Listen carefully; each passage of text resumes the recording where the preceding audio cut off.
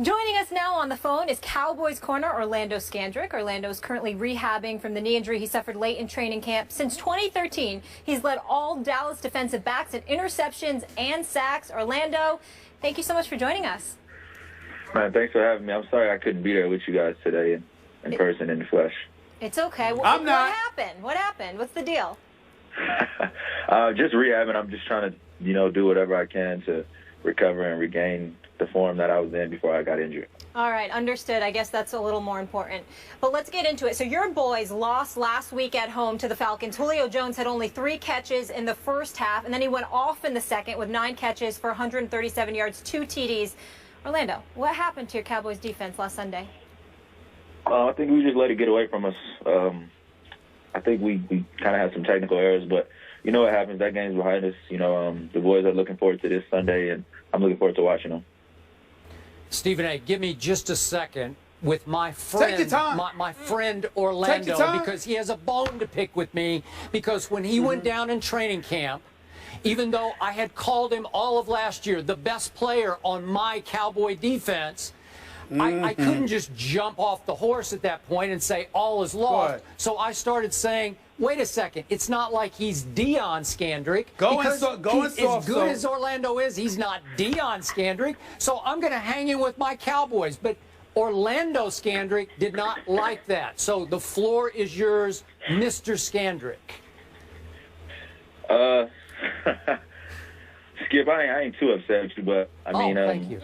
I think it was a loss for our team. It was a tough loss for me, and I think some players are players that, depending on like how you look at it, you can't replace them. It's not just what I bring, to the defense, but it's what you bring to the team from a leadership standpoint, just from an experience standpoint. But I don't really have a bone to pick with you. I just feel like you were just talking about when you said that. Well, I got that, and I will be the first to admit I missed you during the second half last Sunday at Jerry World, because you would have made a difference on Julio. I'm convinced of that, so I will give you that much. Thank you very much. No, thank you. Go ahead, Stephen A. Well, I don't know why y'all want me to be a part of this. It ain't even an interview. As far as I'm concerned, it's just a love fest with all of you Cowboys. Look, Orlando Scandrick, you can play. You're a friend of the show. You know I got love for you, bro. But I have no love for your team. I think y'all are average, even though you've got elite talent. Somehow, some way, something will happen to get in the way. I'm sad, very much so, in all seriousness, that you got hurt. And I don't root against you individually, and neither my boy Dez, because I love me some Dez Bryant. But I just have a problem with the Dallas Cowboys always walking around like you're champions instead of a team that hasn't won a Super Bowl in 20 years. Do you have a problem, or do y'all have a problem with me having that attitude? Not at all. I mean, you got the right to have that attitude. We haven't won anything, and I think that we're striving for excellence. And every day we're trying to get better around here and trying to reach perfection. And I understand people feel like we haven't won in a long time, but as an athlete and as a player, part of the Dallas Cowboys, we try to just envision things. You got to envision those things so they can come true. So, of course, we're going to walk around every day and carry ourselves like we're champions, because that's what we're striving to be. So, Orlando, as a team leader, tell me how much concern you have about Brandon Weeden playing quarterback at New Orleans this Sunday night. None at all, man. This team was built to survive injuries, and I think Weeden will be fine this weekend. I think our defense is going to show up, and I'm looking forward to this weekend. Good. Orlando, I have a question. What do you mean this team is built to survive injuries? What proof do you have of that, sir? I mean, our offensive line. Our offensive line is great. Our running backs are good. And our defense is built to carry this team. Your defense? You mean without you, your defense is built to carry? Really? Absolutely. We're going to be How do you come up with that conclusion? We're going to be getting some players back next week. Next week, and we'll be fine. Yeah, and by the way, Mr. Smith, how about a Greg Hardy and a Rolando McClain and a Randy Gregory will soon be back in Orlando? How much better will those players make this defense? A lot. I can't even put it into words, but, to have those players returning that are in the front seven, it's going to make it a lot easier for the secondary and for everyone else. How much do you feel you guys owe the fan base of the Dallas Cowboys, considering that you are America's team, unquestionably the most popular franchise in all of the NFL, yet it has been so long since the championship has come to Big D during the football season? I mean,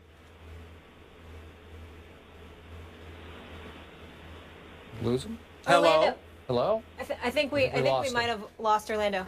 Yeah, I'm not surprised. That was a very balanced interview. We had the hater and the lover. I really enjoyed it. I like Orlando. I like a lot of guys on the Cowboys. It's just that the uniform, the star, and the helmet, and in midfield, and more importantly, the pathetic Cowboy Nation. It makes me sick to my stomach walking around like they won something, for crying out loud, sullying the mantra and the legacy of this great nation of ours, who's known for being a winner, but somehow the Cowboys are America's team without a championship in the last 20 years. Makes me sick to my stomach. That's right, I said it. Okay, but it was nice for Orlando to come on the show. Right now. I got nothing but love for Orlando.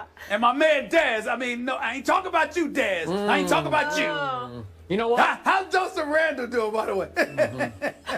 Wait, the guy who touched the ball the first 3 times and nearly scored all 3 times? That guy? You know what's going on here? Beneath all that bluster that you just heard from that man, beneath all that bloviation is nothing but fear. Because he knows that as I get all my players back on defense, and then pretty soon I'm going to get Dez back, and I'm going to get little Tony Romo back, and you know and I know, Super Bowl, here we come. You know it and I know it, and you are scared to death of it. Hey, Skip, say those names again, because you said those names and then said if they, when they get back, you're assuming they're going to stay back. You sure? They will stay back. Are you sure? Yeah. They'll stay back, stay in your psyche, and they will haunt you from about December on. Well, I can't wait. Forget Psycho Time. I just saw a little Psycho Skip come out. We gotta go to break. Seriously, I hope they're around. I hope they're around. Orlando, thank you for joining us. We wish you a speedy recovery as well. Orlando, not Deion Scandrick. There's a hurricane. He's out of control today. Yes, he is. Headed towards the East Coast this weekend. But as of right now, Philly and Washington are still scheduled to play Sunday. We'll discuss that after the break. Stephen A.'s having a good old time.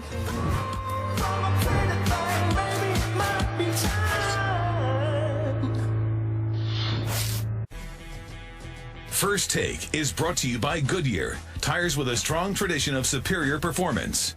And Geico, 15 minutes could save you 15% or more on car insurance.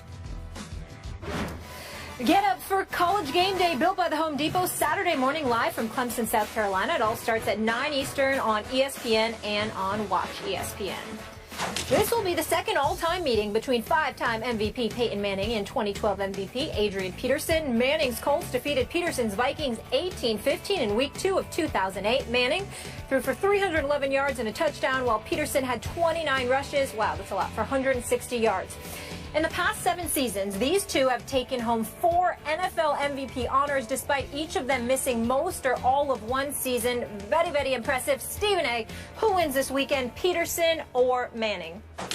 Well, I think Manning wins this game because Manning doesn't have to go against his defense on a Sunday afternoon. Adrian Peterson, Minnesota got bright after giving him the ball just 10 times in the first game. They've given him the ball 49 times over the last 2 games. Got a 134-yard performance against the Detroit Lions and rushed for like 126 last week against San Diego. And obviously Teddy Bridgewater keeping the turnovers to a minimum, so the Vikings deserve respect for that. But Peyton Manning is Peyton Manning. Still got Emmanuel Sanders, still got Demaryius Thomas, okay? His running game's got to step up with C.J. Anderson and Ronnie Hillman. They got to run the football. They only 18th in terms of their passing offense. But that Denver Broncos defense, Skip, They're the 3rd-ranked defense in the NFL. They are number 1 against the pass, number 6 against the rush. DeMarcus Ware got 3.5 sacks. Okay, you look at this secondary with Akeem Talib and Chris Harris. Chris Harris is a guy that's been on our show. He is big time, and we all know what Akeem Talib can do when healthy. His durability is always a question mark. His ability is never a question. You combine that with the rest of the defense, the way Von Miller is going after the quarterback, DeMarcus Ware is going after the quarterback, the way they're playing as a unit.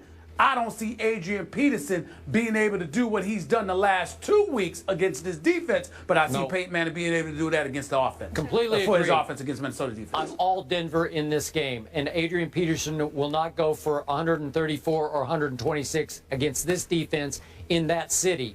And I'm still in awe of all this Peyton is done talk. Peyton has lost it. He's lost his fastball. He never had a fastball, and he's still Peyton. He doesn't even have a run game now, and he's playing at an extremely high level.